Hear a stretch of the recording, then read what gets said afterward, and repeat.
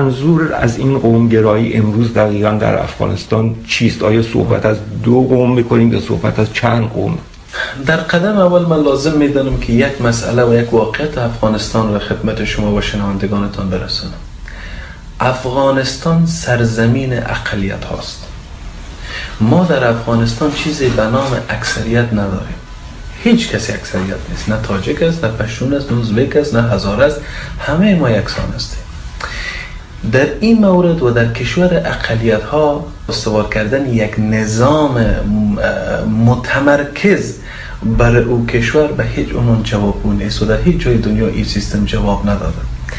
در کشوری که اقوام مختلف وجود دارند، خواسته های مختلف وجود دارند، بهترین شیوه نظام غیر متمرکز است.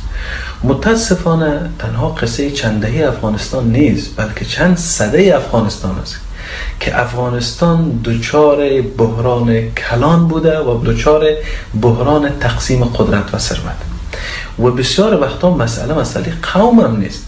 به مثال وقتی که جناب سردار داود خان در مقابل شاه اسبق ظاهرشاه کودتا کرد، پسر کاکایش یا بچه کاکایش یا پسر عمویش بود، میبینیم مشکل تقسیم قدرت و ثروت است.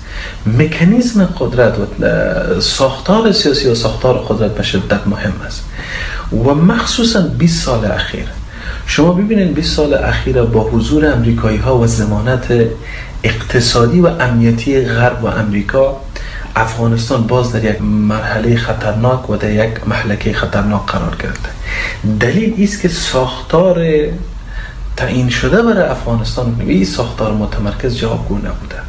به او خاطر افغانستانی که متشکل از اقوام گوناگون است، متشکل از گروه ها با افکار متفاوت است، در یک نظام متمرکزی که یک فرد و یا خدای نخواسته یا یک قوم یا یک گروه یا یک حزب تمام قدرت به عهده بگیرن، در کشوری که محاط شده با کشورهایی که هر کدام منافع خود دارن و همسایه هایی دارن که منافع خود دارن و همسایه ها بازی های خطرناک خود